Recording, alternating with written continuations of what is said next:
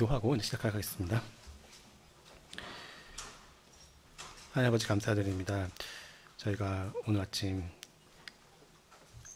제자반 성경 공부 모임으로 모이게 해주셔서 감사드립니다. 저희가 고린도전서 4장을 이 시간에 같이 공부해 보려고 합니다. 하나님께서 이 시간에 저희들과 함께 해주셔서 저희가 성령의 조명을 받아 바르게 공부할 수 있도록, 바르게 해석하고 바르게 깨달을 수 있도록 저희들의 마음을 준비시켜 주시기 원합니다. 이 모든 말씀을 주 예수 그리스도의 이름으로 기도드렸습니다. 아멘. 자, 오늘 고린도전서 4장을 공부할 시간이 됐습니다. 전체적인 내용은 아마도 이제 읽어오신 분도 계실 것 같고, 오늘 같이 공부하시면서 내용을 파악하실 수 있을 것 같은데요. 전체 1절에서 21절까지 되어 있고요. 크게 보면은 1에서 8절까지 내용이 전반부가 있고, 또 9절부터 마지막 21절까지 또 나눠져 있습니다. 그래서 앞부분에서 8절까지는 맡은 자라는 표현이 나오는데, 이제 청지기라고 할 수 있고, 청지기의 섬김과 그에 따른 보상에 대해서 핵심적인 말씀으로 나와 있고요. 그다음 9절부터 21절은 겸손과 인내에 관한 사도들의 본에 대해서 설명하고 있습니다. 물론 이제 고린도 교회에 있는 여러 가지 문제들, 또 그걸로 인한 어떤 배경에 의해서 설명하면서 이러한 내용들이 나오고 있습니다. 그래서 제가 맡은 시간은 한 20분, 25분 정도 되는데, 또 이후에 예배도 있고 여러 시간들이 있으니까 제가 가능한 한 20분 정도 맞춰서 지금 진행해 보려고 하고요. 먼저 앞부분 1절에서 8절까지를 살펴볼 텐데, 거기 이제 보기 전에 지난주에 우리가 3장을 공부를 했었잖아요. 그래서 잠깐 살펴보면 고린도전서 3장에서는 고린도 교회의 영적 성장을 막는 육신적인 상태에 대해서 다뤘던 걸 기억하실 것 같습니다. 육신적인 그리스도인의 모습, 마치 어린 아기 같은 상태에 있다고 했었고요. 이제 이거에 비해서 4장으로 돌아오면 이러한 이제 육신적인 교만에서 벗어나서 이런 교만이 아니라 낮아진 상태, 또 겸손해지는 것, 이런 부분에 대해서 다루고 있습니다. 8절까지는 말씀드린 대로 청지기의 섬김과 그 보상에 대해서 말하고 있는데요. 1, 2절에 보시면 하나님의 비밀을 맡은 자라고 나오잖아요. 그래서 여기서 비밀은 이제 다른 말로 뭐 신비 또는 뭐 미스테리, 그 단어를 말하고 있는데, 그것을 맡았다는 것을 한 단어로도 표시를 하고 있습니다. 다른 또 번역에 보면 뭐 청직이라는 표현이 되어 있고요. 영어로는 스튜어드라는 단어가 쓰여져 있는데, 이제 번역해 보면 관리자라는 정도로 번역을 해볼 수 있을 것 같습니다. 그러니까 하나님의 비밀을 맡은 자, 관리자, 그리스도의 일꾼, 이렇게 표현이 되어 있고요. 그 맡은 자를 바울이라고 표현을 했지만, 또 그 정확하게는 이제 바울은 성도들에게 우리를 그리스도의 일꾼이요, 또 하나님의 비밀을 맡은 자로 여겨라, 이렇게 말하고 있거든요. 여기에 우리는 바울을 이제 포함해서 뭐 이 고린도전서 처음에 1장 1절에 보면은 소스데네라는 사람과 같이 이 편지를 쓰고 있다, 이렇게 표현하고 있거든요. 그래서 문맥적으로 봤을 때는 바울과 소스데네를 말할 수 있고, 또 그 밖에 그 당시에 사도들, 뭐 아폴로라든가 등을 포함할 수 있겠지만은, 또 넓게 확장해서 해석해 보자면 그리스도인 전체로 확대해서 적용해 볼 수 있다고 생각이 됩니다. 그래서 그리스도의 비밀이라는 것은 하나님께서 만세전부터 예비하신 구원의 비밀을 뜻한다고 볼 수 있고요. 이러한 비밀이 맡겨지는 것이 우리에게 맡겨졌다. 즉 그리스도의 일꾼인 우리 형제님 자매님들께 이것이 맡겨져 있습니다. 그런데 이제 이러한 맡겨진 자에게 요구되는 것이 있습니다. 그것은 신실한 사람, 또 충성된 사람으로 발견되는 것인데요. 우리 개정판 성경에는 맡은 자에게 구할 것은 충성이니라라고 2절에 나와 있잖아요. 근데 이 말을 좀 풀어서 다른 번역본들, 또 특히 영어 번역을 보면은 어떻게 발견되는 것이라고 표현이 되어 있고요. 신실한 사람으로 발견되는 것이 필요하다라고 되어 있습니다. 어떤 상태로 발견되어야 할까요? 어떤 상태로 발견되기를 원하십니까? 복음을 맡은 자가 신실하게 그 역할을 감당해야 하겠고요. 그러한 부분을 바울이 여기서 강조한 것이라고 볼 수 있을 것 같습니다. 하나님의 복음의 비밀을 맡은 자들은 그 복음 전파를 위해서 최선을 다해야 할 것이고 또 모든 것을 희생할 각오가 되어 있어야 한다는 것을 이 본문에서 우리가 알 수 있는 것 같습니다. 3절부터 5절까지는 판단에 대한 이야기가 나옵니다. 교회 안에서 판단을 서로 하게 될 수 있고요. 또 남을 판단하기도 하고 또 심지어는 자기 자신을 판단하기도 하죠. 그런데 이러한 판단이 즉시 이루어지는 것이 아니라 유보되어야 되고 미루어져야 한다라고 말하고 있습니다. 그 이유는 이제 다 아시다시피 주님께서만 판단하실 수 있는 분이시기 때문에 그렇고요. 오직 한 분 하나님만이 이런 마음의 뜻과 의도, 또 동기 이런 것들을 판단할 수 있기 때문일 것입니다. 본문에 보면은 이제 어둠에 감추인 것들, 마음의 뜻을 나타내실 때가 있다라고 표현하고 있습니다. 이 5절에 나오는 그 마음의 뜻, 어떤 사람의 의도나 그 동기 이것들을 우리 겉으로는 봐서 알기 힘들거든요. 그래서 아무것도 판단하지 말라라고 이렇게까지 말씀하고 있죠. 예수 그리스도의 재림하실 때 모든 사람의 세운 공적이 밝히 드러날 때가 올 것입니다. 이제 그때가 되어서야 각자의 보상도 받고 또 칭찬도 받게 될 것입니다. 따라서 6절 말씀에 나오는 대로 말씀을 넘어서 사람을 평가하는 그런 것을 하지 말아야 한다라고 이 바울의 편지에서 그렇게 이야기하고 있습니다. 그러면서 이제 6절에 보시면은 이 부분에 대해서 바울과 아볼로가 본을 보였다라고 표현을 하고 있거든요. 그렇다면 어떠한 본을 바울과 아볼로가 보였을까? 이 부분을 생각해 보는 것이 중요할 것 같습니다. 바울과 아볼로는 복음을 맡은 자로서 각자 자기 자신에게 맡겨진 사명에 충성을 한 그런 사도들이었습니다. 그런데 이렇게 충성했을 뿐만 아니라 서로를 충성하는 과정에서의 서로 간에 판단을 하지 아니하였다. 이러한 의미로 볼 수 있을 것 같습니다. 서로 간에 이런 부분이 부딪힐 수도 있고 또 다르게 생각하는 부분이 있었겠죠. 하지만 그걸로 인해서 판단하지 않았고 각자 앞에 말씀의 1절에서 본 것처럼 신실한 자로 발견되기 위해서 각자의 맡은 본분을 다 했을 뿐이다. 그러한 본을 보였다라고 설명을 하고 있습니다. 이런 부분이 고린도 교회의 가장 약한 고리 중에 하나였다고 보여지고요. 그것은 그 이후의 교회들, 또 현대 교회들, 또 한국에 있는 교회들, 또 대학로 교회도 마찬가지로 적용될 수 있는 부분이라 생각이 되기 때문에 저를 포함해서 모든 성도님들은 이러한 바울과 아볼로의 본을 따라갈 수 있도록 해야 된다고 생각합니다. 서로 이제 판단한다는 것은 교만한 마음이 전제되어 있다고 볼 수 있거든요. 이것은 이제 다른 사람에 비해서 자신의 생각이 옳다 이런 생각이 기본으로 깔려 있고 또 내가 더 의롭다라는 생각이 있기 때문에 판단을 서로 간에 하게 된다 이렇게 생각이 됩니다.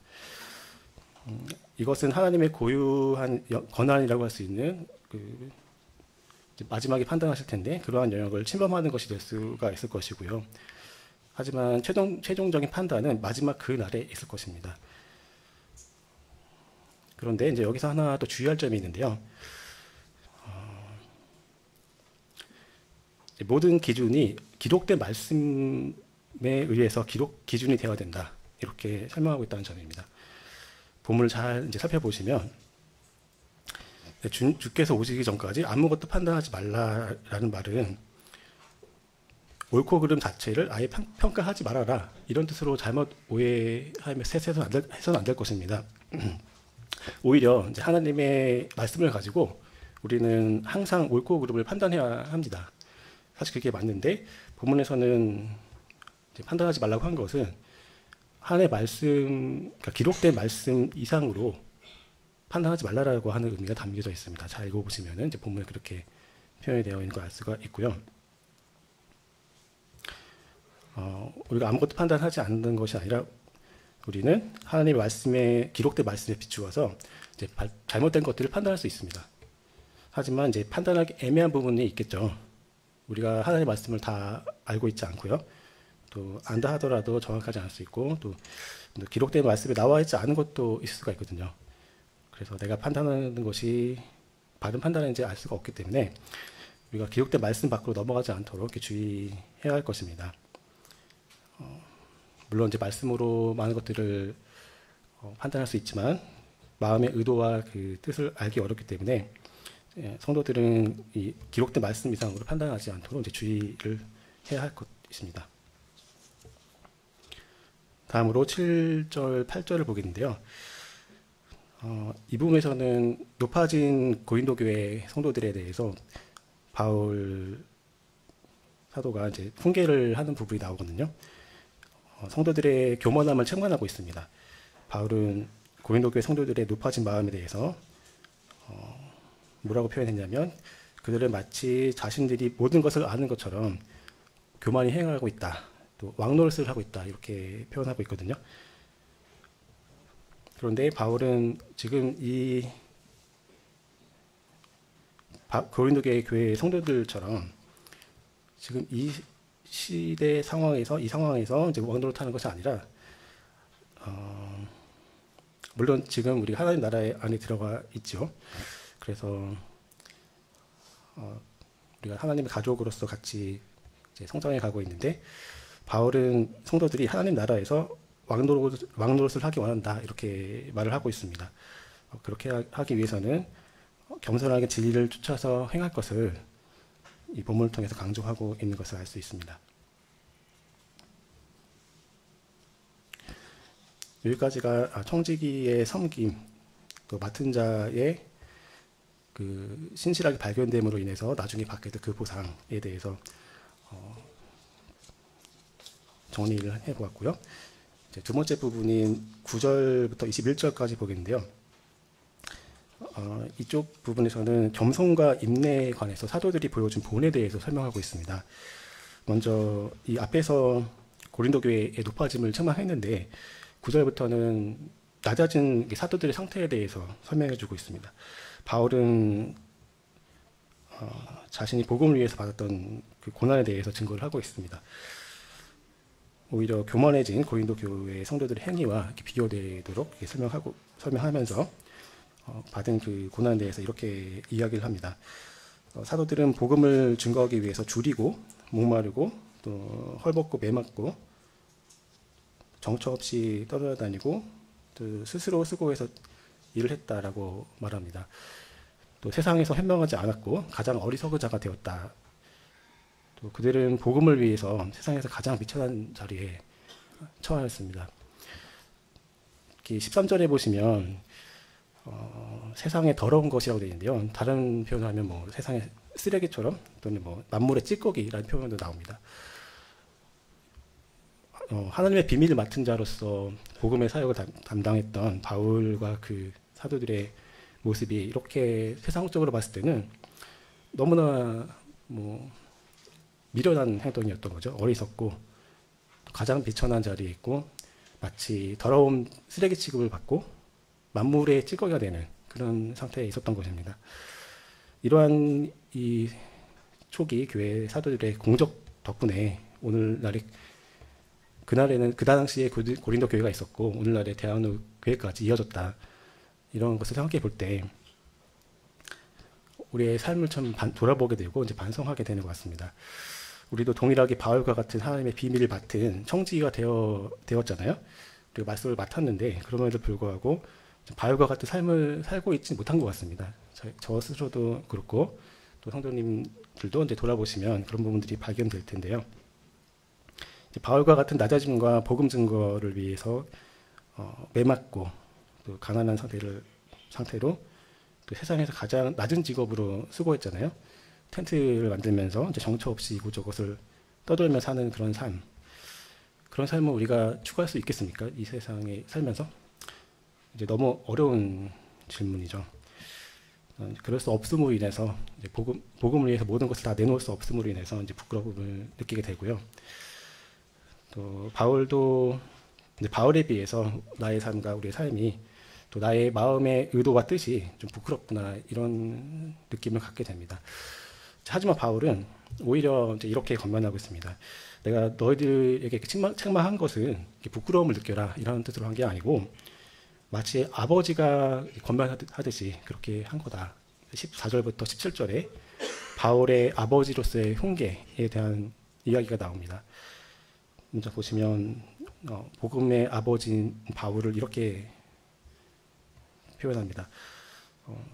바울은 자신이 성도들을 부끄럽게 하려고 책망한 것이 아니고 그들을 사랑하여서 아버지가 자녀들을 훈계하듯이 하였다라고 밝히고 있습니다. 바울은 그리스도 예수 안에서 성도들을 자기 스스로 낳았다라고 표현했는데요. 그것은 고린도 교회를 직접 이제 복음을 전해서 교회를 개척했죠. 그런 의미에서 표현했다고 생각이 드는데요. 자신이 성도들을 낳은 아비다라고 표현하면서 진정한 아버지의 사랑으로 성도들을 가르치고 권하고 있습니다. 그러면서 자신을 본받으라라고까지 자신 있게 그렇게 말을 하고 있죠. 세상에서 더 현명해지려고 서두르고 있고 계획하고 있고 또 분주하게 살고 있지 않으십니까? 저를 보면 그런 것 같습니다. 그래서 이제 그리스도의 일꾼으로 하나님의 비밀을 맡은 자로 여기고 이 맡겨진 일에 더 현명해지려고 서두르고 또 계획하고 분주한 우리 모두의 삶이 될 수 있기를 소망합니다. 이제 마지막 부분을 보겠는데요. 18절부터 21절에 성도들을 향한 책망과 권면 부분이 나옵니다. 여러 이야기가 있지만 그 중에서도 한 가지만 보면 좋을 것 같은데 능력으로 나타나는 하나님의 나라가 나오고 있습니다. 바울은 하나님의 나라는 말에 있는 것이 아니라 오직 능력에 있다라고 밝히고 있고요. 또한 바울이 직접 고린도 교회를 찾아가서 이제 성도들의 능력을 살펴보겠다까지 그렇게 말을 하고 있거든요.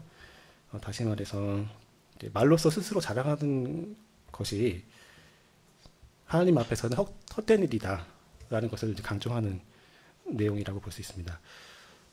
끝에 나오는 21절 보시면 바울은 고린도 교회 성도들에게 자신이 매를 가지고 그들에게 나아갈 것인지 아니면 사랑과 온유한 마음으로 나아갈 것인지를 묻고 있습니다. 이것은 그들에게 자신이 방문하기 전에 지금 이 높아져 있는 그 교만한 마음을 회개해라, 또 겸손해져라 라고 촉구한 것이라고 보여집니다. 이 마음은 예수 그리스도의 마음과 동일한 것이라고 생각합니다.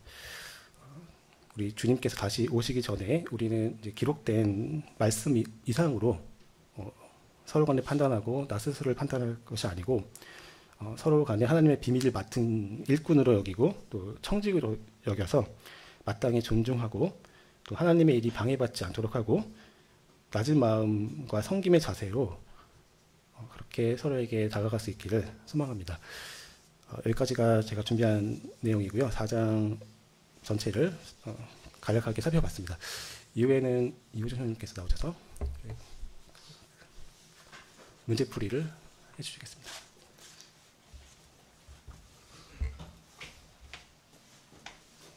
띄워주실래요? 영상인데 띄워줘.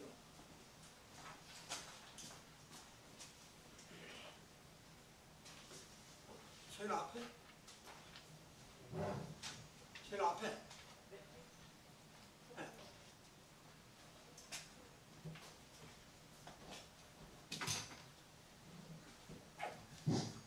여기서 이렇게 설명드릴게요. 고린도서 4장을 이렇게 개요를 우리 박준호 형님께서 다 설명을 드렸는데 문제풀이를 다 해보시니까 어때요? 시간이 얼마 정도 걸려요?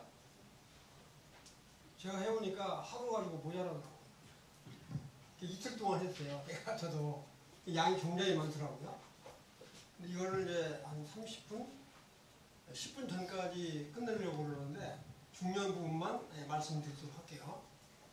우리 고린도전서 전체 4장을 전체적으로 요약을 한다면 교회 내 비판 중지 명령과 사도로서 보인 겸손의 모범, 그 다음에 그 분쟁 중리에 대한 권면이다. 이렇게 전체적으로 요약을 해서 말씀드릴 수 있고요. 그 다음에 그 문제 1이 1절에서부터 5절까지 말씀이 우리에게 주는 교훈은 무엇인가?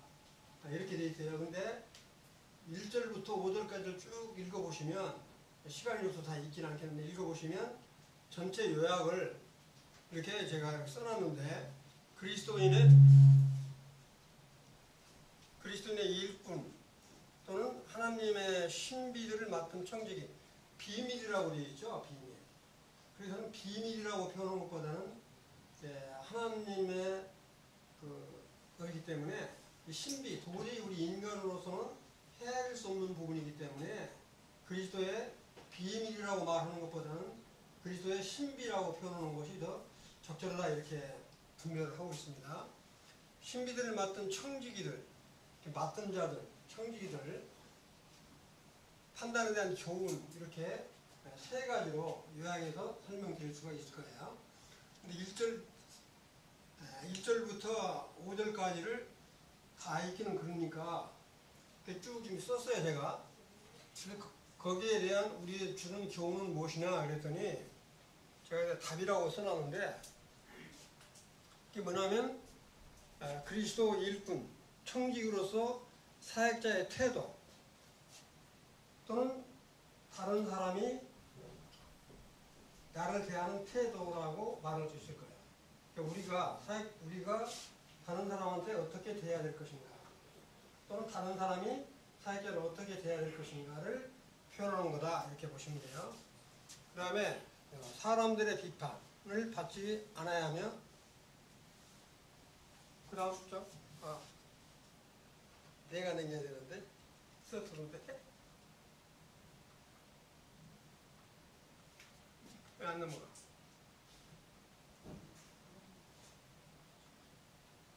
넘어갔습니다. 넘어온 거예요? 네. 오른쪽에 2번. 그 다음에 여기 이제 보면 2번이 나도 나를 책망할 것이 없어야 된다. 내 스스로가 나를 책망할 것이 없어야 되고, 나를 심판할 사람은 오직 주님뿐이다. 이런. 세 번째는 뭐냐면 하나님의 말씀을 맡은 자로서 충성할 뿐이야 한다. 이렇게 충성이라는 표현을 쓰기도 하고, 신실해야 된다. 신실해야 된다고 하는 건 사람이 변함이 없어야 된다는 거죠. 이랬다 저랬다가 아니라 정말로 충성스럽게 해야 된다. 그런 의미입니다. 그 다음에 우리 사역에 대해서 주님만이 판단하시고 드러내시고 책망과 칭찬이 있을 것이다. 근데 여기서 이제 한 가지, 이제 아까 우리 이제 박준영님도 설명을 드렸는데, 고린도서 5장으로 딱 넘어가면 어떻게 교회 안에 있는 사람들을 너희들이 판단하지 않냐. 교회 밖에 있는 사람들은 우리가 판단하지 않는데 교회 안에 잘못하는 형제를 어떻게 판단하지 않냐, 이런 말이 나와요. 그러니까 말씀에 벗어나는 부분이 있으면 판단을 조심스럽게 해도 된다는 이야기입니다. 여기서는 정말 하나님 말씀에 벗어나서 함부로 막 판단한다든지 그러지 말라, 그런 뜻이에요. 무슨 말 이해되시죠? 그 다음에 여기는 별표를 쳐놓고 교회와 자신의 가장 많이 판단하는 것은 무엇인가, 이렇게 이제 질문이 돼 있어요. 이건 사람마다 좀 차이가 있을 텐데, 다른 성도를 섬기는 자세, 친절에 대한 거라든지, 아니면 인사. 교회 내 인사성이 없으면 참 말은 못하지만 쑥덕쑥덕 하시죠? 그 사람 다 인사성도 없고 그런다고. 예를 들어서 말씀드리는 거예요. 이렇게. 그런 거. 그 다음에 사람이 아주 겸손한 자세로 나오는 사람도 있는 거 아니면 잔치하고 아는 체하고 이렇게 이런 거, 이런 거를 주로 판단의 대상으로 많이 쓸 수 있다, 그런 이야기입니다. 그 다음에 상대방의 은사. 은사는 고린도전서 12장에 나와 있는 것과 그 다음에 로마서 12장에 나와 있는 은사를 다 합치면 한 30여 개 돼요. 그런 모든 은사에 대한 것들이 어떤 형제에 따라서 그 형제한테는 그런 은사는 아닌 것 같은데 자꾸 다른 은사를 한다. 이렇게 판단하는 경우도 있을 수 있다는 거예요. 그러면 이제 봉사하는 거.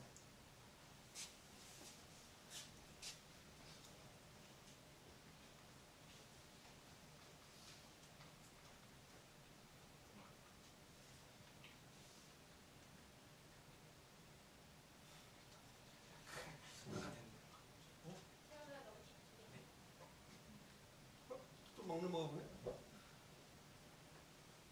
됐어? 밑에 있어 밑에. 네. 오른쪽 밑에. 오른쪽 밑에. 여기 보면 그 다음에 여기 세 번째 보면 밑에 표 해놓은 거 보면 그리스도의 일꾼은 당시의 사도와 장로들을 가리키는 것이다. 그러니까 이렇게 바울이라든가 아볼로라든가 게바 등을 가리키는 것이다. 이렇게 표현하고요. 그 다음에 이제 두 번째 문제가 뭐냐면 우리가 서로 판단하며 분쟁하는 이유는 무엇인가? 이건 이제 조금씩 다를 수 있는데 교만해서 스스로를 지혜롭게 여기기 때문이다. 나오네. 손 안 되는데. 네, 교만해서 스스로를 지혜롭게 여기기 때문에 기록된 말씀 밖으로 기록된 말씀 밖이란 말은 성경에 나와 있는 말씀 위에로 이렇게 보시면 될 것 같아요. 그 다음에 두 번째로 말하면 진심으로 상대방을 위한 권고나 충언을 곡해하기 때문에 분쟁이 일어날 수 있죠. 정말 나는 말씀 안에서 우리가 이 권면을 잘 했는데도 불구하고 권면을 받지 못하는 사람이 있어요. 지가 뭔데 나한테 이런 말 하냐고 이렇게 그래가지고 곡해가 되어버리는 이런 경우가 있을 수 있다는 거죠.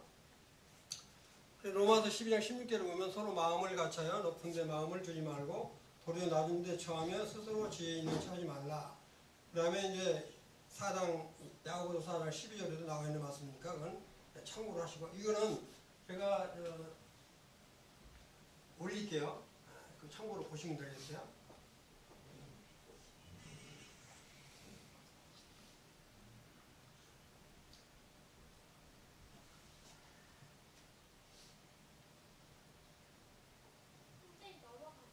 네, 알아요. 그 다음에 여기 이제 고린도서 6장 2절까지 보면 성도들이 세상을 판단할 것을 너희가 알지 못하느냐? 세상 너희에게 판단을 받겠거든 너희가 지극히 작은 문제들을 판단하는 것도 감당하지 못하느냐? 이거는 제가 이제 판단을 할 수 있다는 거예요. 고린도 6장 2절이나 고린도 5장 12절에 보면 성도들한테 믿음 안에서 판단을 해라. 그런 의미도 있다고 지금 말씀을 드린 거예요. 설명드렸는데 이제 세 번째 문제가 뭐냐면 6절에서 바울이 이 일에 나와 아볼로를 가지고 본을 보였다는 것은 무슨 의미인가? 이렇게 물었어요. 문제가.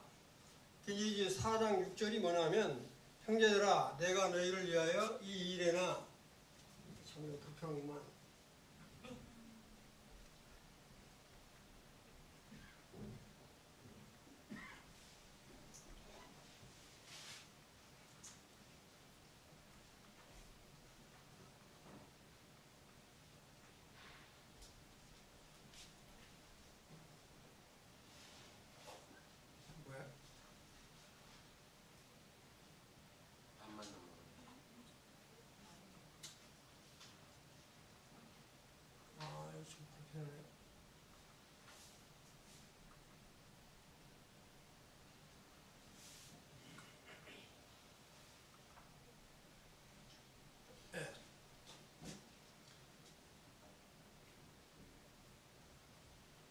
형제들아 내가 너희를 위하여 이 일에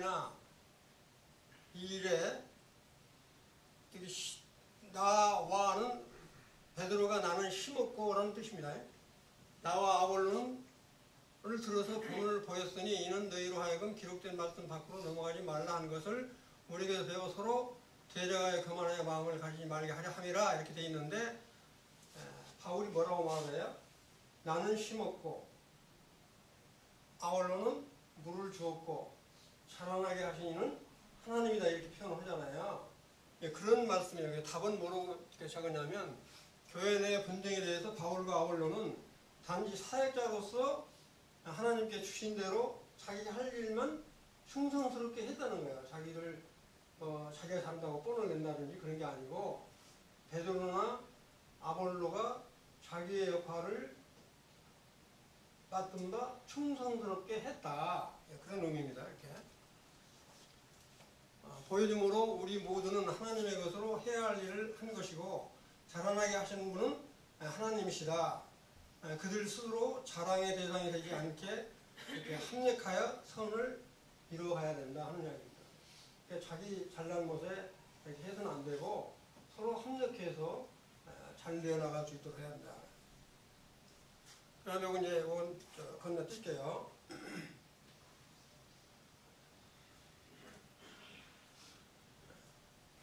그 다음에 이제 1절부터 5절까지 4장 1절부터 5절까지 본문 말씀이 주는 교훈은 무엇인가? 어떻게 하면 다툼이나 허영이 없이 한 마음으로 사역할 수 있는지 삶을 통하여 본을 보인 것이다. 이렇게 표현할 수 있겠어요. 1절부터 5절까지를 전체의 교훈을 말씀을 드리면 그러면 이제 보면 기록한 말씀이라는 건 어디서 어디까지냐? 한마디로 말하면 3장, 고린도전서 3장에서부터 4장 전체까지로 놓고 보면 돼요. 이렇게 기록된 말씀 이외에 거기에 기록되어진 것을 기록된 말씀이라고 보면 되고 그 이외라고 하는 말은 이렇게 기록된 말씀들 위의 것으로 보시면 돼요. 바울이 고린도 교인들의 교만을 깨닫기 위하여 질문한 세 가지 것은 무엇인가? 그 4장 7절에 보면 이렇게 말이 나와 있어요. 4장 7절 이후 누가 너를 남달리 구별하였냐? 그 다음에 내게 있는 것 중에서 받지 아니한 것이 무엇이냐? 받지 않는 것이 무엇이냐?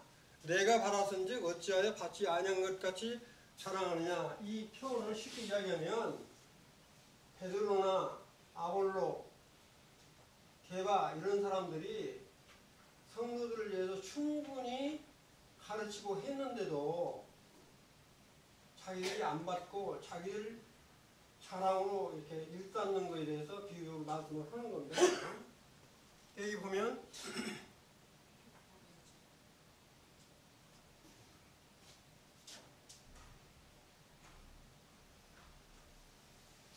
여기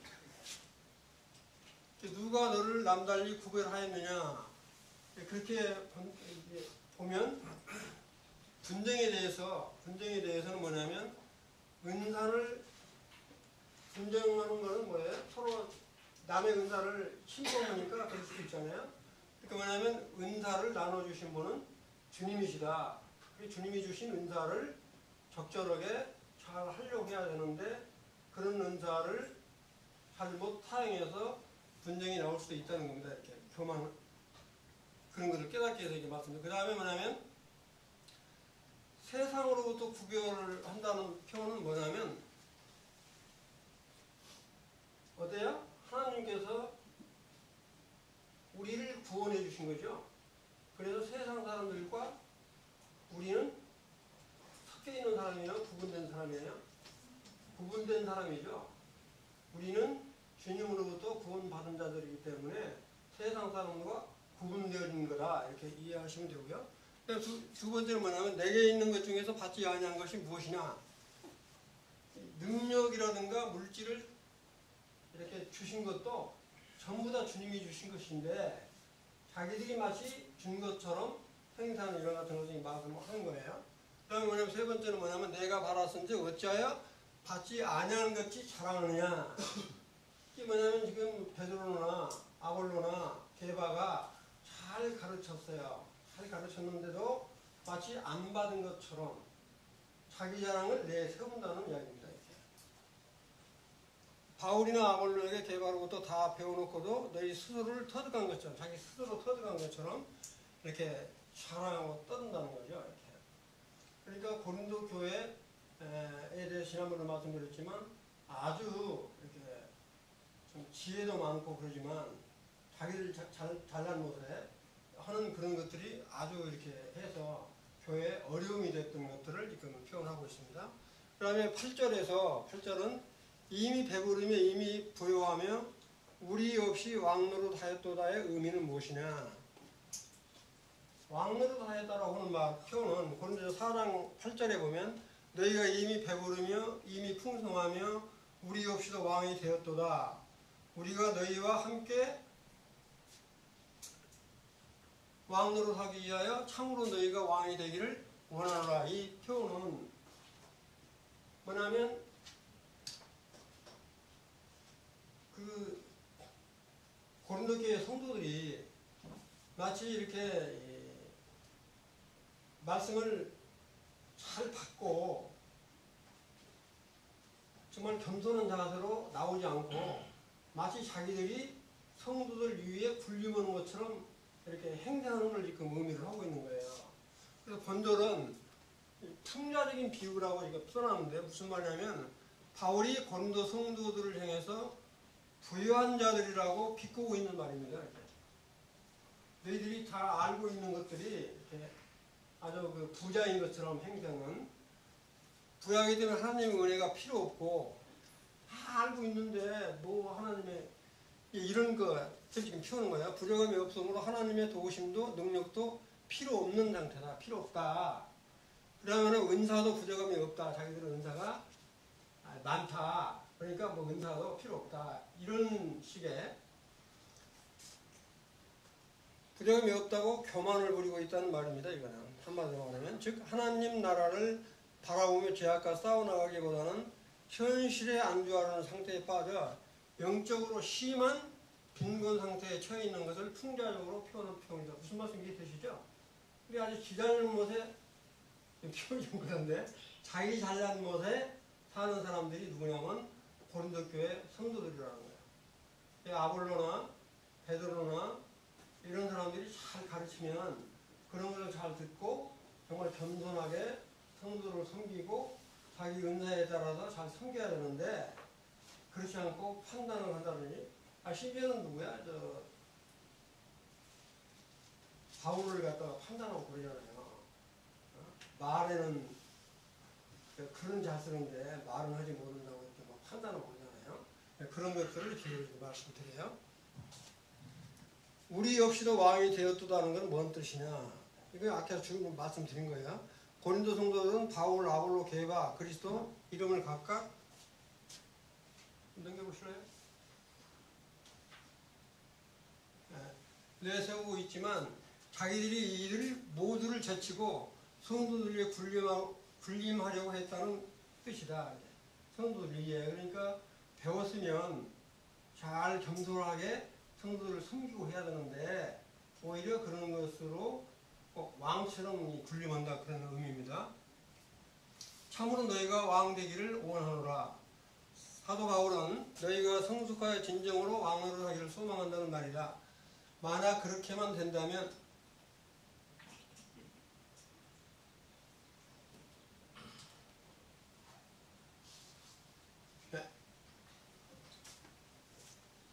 이 진정한 의미에서 왕노를 할 수 없는 상태임에도 불구하고 교만하여 남을 판단하고 지배하려고 하고 있음을 지적하는 말이다. 그러니까 끝에 보시면 사실 바울은 뭐라고 표현해요? 자기 자신을 다른 전자는 여전히 목마르고 헐벗고 매맞고 핍박을 당한다라고 그렇게 표현을 하고 있잖아요. 이렇게 바울이. 그런데도 불구하고 고린도 성도들이 정말로 자기가 다 아는 것처럼 은사가 많기 때문에 우리에게는 은사가 필요 없다라고 말한다는 거죠. 왕노릇 하였다. 우리는 천년왕국에 여기 보면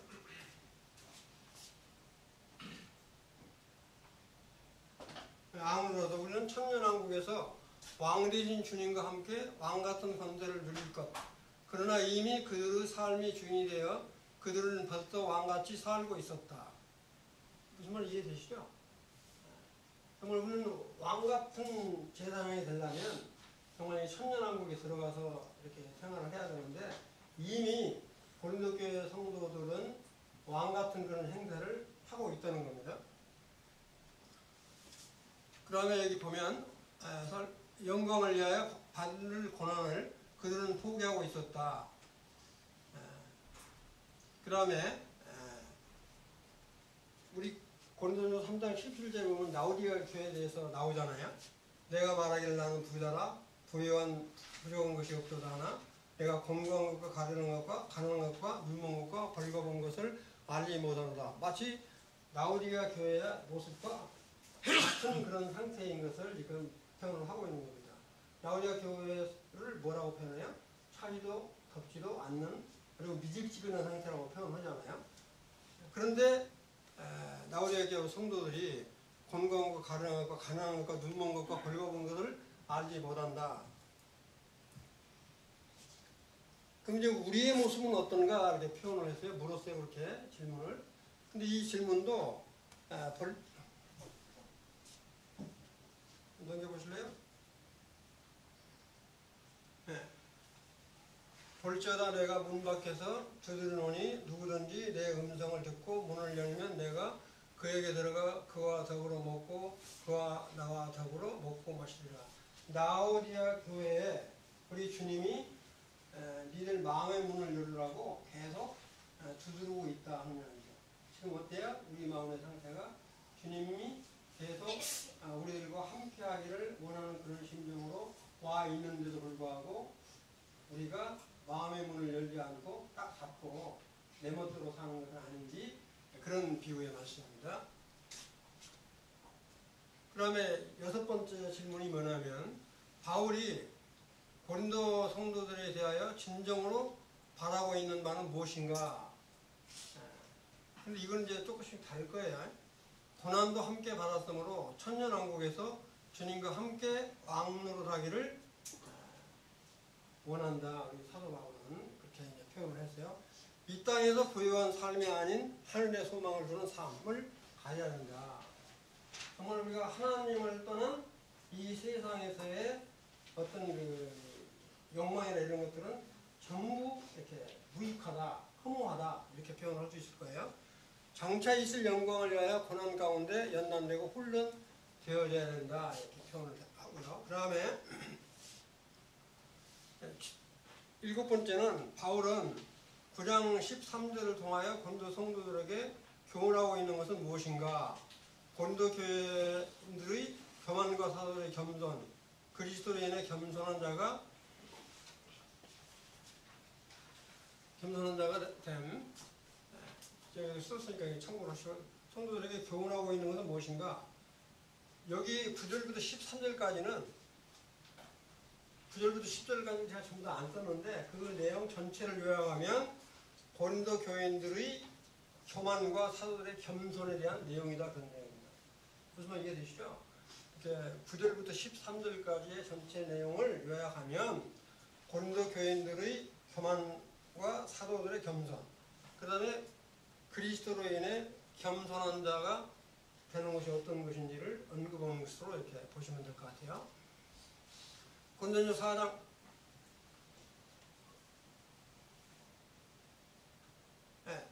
11절까지는 제가 읽지 않을게요. 그 다음 장 시간이 없으니까.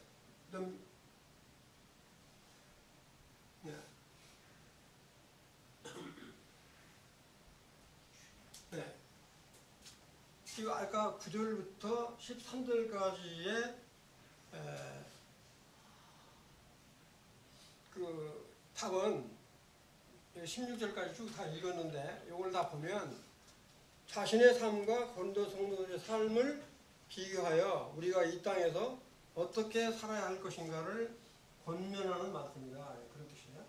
제가 이제 시간이 없어서 9절부터 16절까지 다 읽지는 않았는데 그 내용 전체를 놓고 보면 뭐냐면 지금 내 자신의 삶과 고린도 교회 성도들의 삶을 비교해서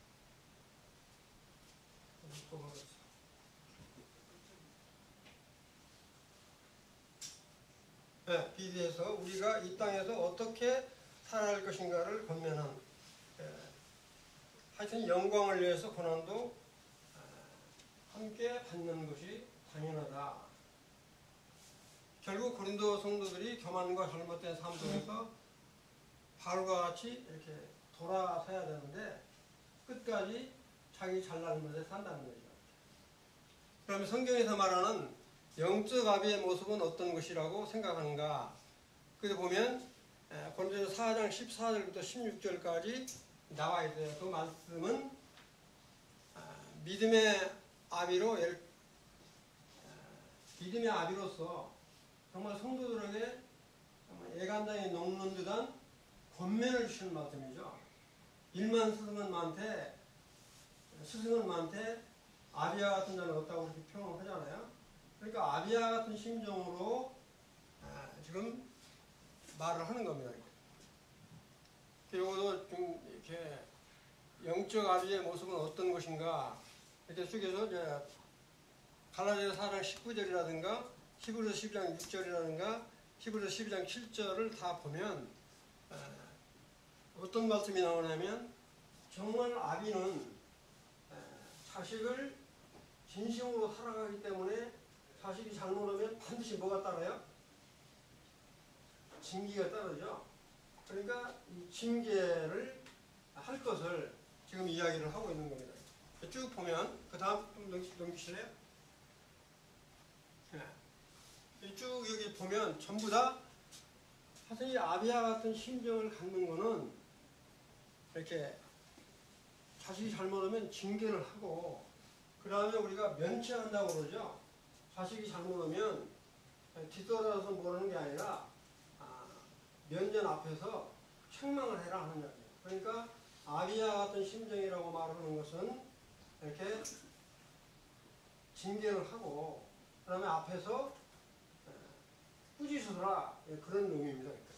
그래서 여기 쭉 지금 관련된 성경을 내가 전부 이렇게 기록을 했는데 여기에 있는 말하는 영적 아비의 모습은 참 어렵지만 징계나 권면, 권책을 해라 그런 의미예요. 무슨 말인지 이해되시죠?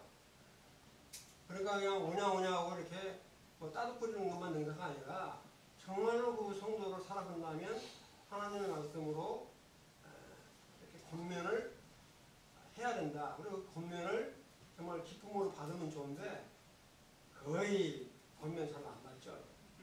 어렵죠. 그런 부분이 이제 언급이 되어 있고요. 지금 시간이 없기 때문에 다 읽긴 않는데 우리 잠언에 보면 면책은 숨은 사랑보다 나으니라 그랬습니다. 면책은 이렇게 숨은 이렇게 거짓 사랑보다 훨씬 낫다. 그래서 이 앞에서 면전에서 잘못을 훈계하고 오는 것은 굉장히 사랑하는 아들을 위해서 중요하다.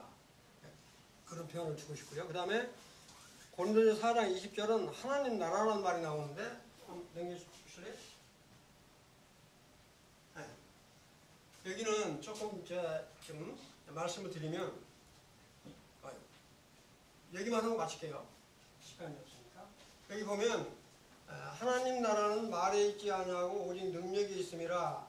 하나님 나라는 무엇을 의미하는가 그랬는데 지금 우리는 하나님 나라라고 표현할 때 마태복음에서는 천국이란 말이 나오죠. 천국. 이 천국은 중국식 번역입니다. 한마디로 천국은 킹덤 오브 헤븐 그랬어요. 헤븐. 그래서 하늘의 앙국이란 말이 정확히 맞는 말입니다. 천국이란 말보다 하늘의 앙국이라고 표현을 해야 되는데 그냥 천국이라고 표현을 했어요. 그 다음에 마태복음을 벗어난 다른 데서는 하나님 나라라고 되어 있는데 하나님 나라는 킹덤 오브 갓, 킹덤 오브 갓으로 나와 있어요. 이거는 하나님의 나라로 표현을 했는데 하나님의 왕국입니다. 왕국. 이 표현을 아주 좋은 말은 신천지나 여호와의 증인들이 다 쓰는데 하늘의 왕국. 그 다음에 하나님의 왕국이라는 표현이 정확한 표현이다. 이 같은 하나님의 왕국은 누가 다스리는 거예요? 정말로 하나님께서 직접 통치를 하시든가 또 에스겔 30장에 보면 다윗의 통치를 받든가 정말 성령님의 인침을 받은 사람이어서 다스리는 나라가 하나님 나라죠. 그런 소망을 우리가 언제까지 갖기를 바라요? 앞으로 반드시 있을 천년왕국과 새하늘과 새 땅이 이렇게 도래될 것을 약속을 하시면서 그와 같은 것이 바로 하나님 나라, 하나님의 왕국이라고 보시면 되겠다. 시간상 여기까지만 말씀드리고 마칠게요. 내가 우리 그 교육 자료에다 옮길 테니까 참고로 보시면 됩니다. 여기까지 하고 마칠게요. 감사합니다. 기도해 주시고 마치시죠. 기도할까요? 사랑이 많으신 하나님 아버지, 오늘 고린도서